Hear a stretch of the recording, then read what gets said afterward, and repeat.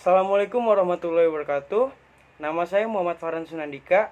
Saya dari Teknik Mesin 2018, Fakultas Teknik, Universitas Sultan Agung Tirtayasa. Pada kali ini, saya akan menjelaskan sedikit tentang pengertian mekanisme 4 batang. Mekanisme adalah gabungan beberapa komponen kaku atau rigid body. Masing-masing komponen mempunyai fungsi gerak sendiri secara bersamaan, menghasilkan gerak mekanisme komponen kaku. Tersebut disebut link. Jadi, link itu adalah komponen terkecil dari mekanisme atau mesin yang berfungsi menghasilkan gerak. Sebagai contoh, mekanisme torak engkol sendiri dari 4 komponen kaku, yaitu piston, batang penghubung atau connecting rod, engkol, dan blok silinder. Piston bergerak bolak-balik, engkol berputar, connecting rod berayun atau gerak campuran antara bolak-balik dan berputar. Sedangkan blok silinder fixed atau diam, tapi secara keseluruhan berfungsi mengubah gerak bolak-balik piston menjadi gerak berputar engkol atau sebaliknya. Mekanisme 4 batang digunakan pada sebagian peralatan mekanik unik mencapai proses atau gerakan tertentu. Mekanisme semacam ini terdiri dari batang-batang yang bergerak relatif satu terhadap yang lain dalam notasi yang umum. Dan ada juga pengaplikasian mekanisme 4 batang dalam kehidupan sehari-hari. Yang pertama itu Winchester 1892. Pada jenis senjata ini, Winchester 1892 mengambil prinsip mekanisme 4 batang pada saat mengisi ulang peluru. Jadi pada saat si tuasnya itu ditarik ke bawah, maka batang lainnya bergerak untuk mengunci peluru dan batang lainnya bergerak untuk membuang peluru yang sudah terpakai dan yang sudah tidak bisa digunakan lagi. Dan yang kedua itu ada penahan pintu. Penahan pintu itu pada penahan pintu menggunakan mekanisme 4 batang karena gaya yang terpakai bisa lebih sedikit dikarenakan terbaginya beban di setiap batangnya. Jadi untuk penahan pintu itu seperti kayak pintu yang kayak di apotik gitu. Dan yang ketiga itu piston. Hasil pembakaran bahan bakar dan oksigen berekspansi dan mendorong piston yang dilanjutkan ke batang penghubung yang lainnya yang nantinya akan memutar poros engkol, dan mekanisme engkol peluncur bergerak secara horizontal. Sedangkan poros engkol yang bergerak rotasi yang berpusat pada crankshaft di piston menggunakan mekanisme crank rocker mechanism. Dan yang keempat itu ada wiper mobil. Jadi di saat wiper itu dia bergerak secara bolak-balik, dan mekanisme ini menggunakan sumber tenaga motor listrik.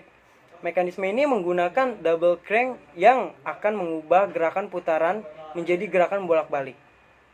Dan yang ketiga ada roda kereta api. Pada mekanisme roda kereta api, gerakan ke depan dan ke belakang poros katup bergantung pada gerakan tuas kombinasi dan penghubung tambahan. Oke. Dan itu beberapa yang sudah saya sampaikan dari roda kereta api, dan ada juga wiper mobil, piston, penahan pintu, dan Winchester senjata. Selanjutnya saya akan lebih menganalisa tentang jurnal. Lanjut ke video berikutnya. Assalamualaikum warahmatullahi wabarakatuh.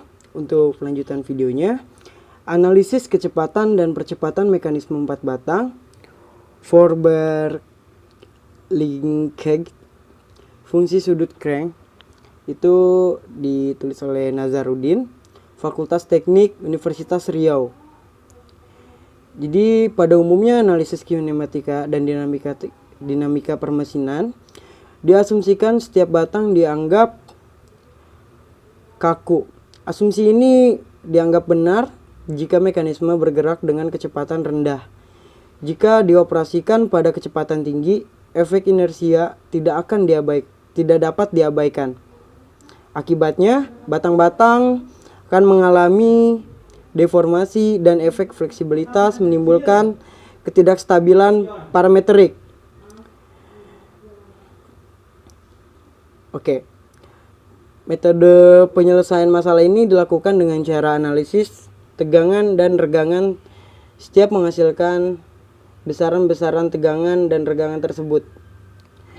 Metrik massa dan metrik kekakuan diperoleh dari pemodelan elemen hingga besaran lain yang dapat dihasilkan dari langkah ini adalah frekuensi pribadi atau natural frekuensi, mekanisme pada saat posisi tertentu, analisis kinematika dan dinamika menghasilkan besaran kecepatan dan percepatan batang setiap posisi. Jadi pada umumnya, analisis dinamik suatu sistem mekanik didasarkan asumsi bahwa batang-batang dianggap benda kaku. Untuk mekanisme yang beroperasi pada kecepatan tinggi, efek inersia dapat dikurangi dengan mengurangi massa, yaitu memperkecil ukuran batang-batang mekanisme sampai pada satu besaran yang nyata. Jadi sekian dari saya. Terima kasih. Izin pamit. Saya Muhammad Farhan Sunandika dengan NPM 333111859.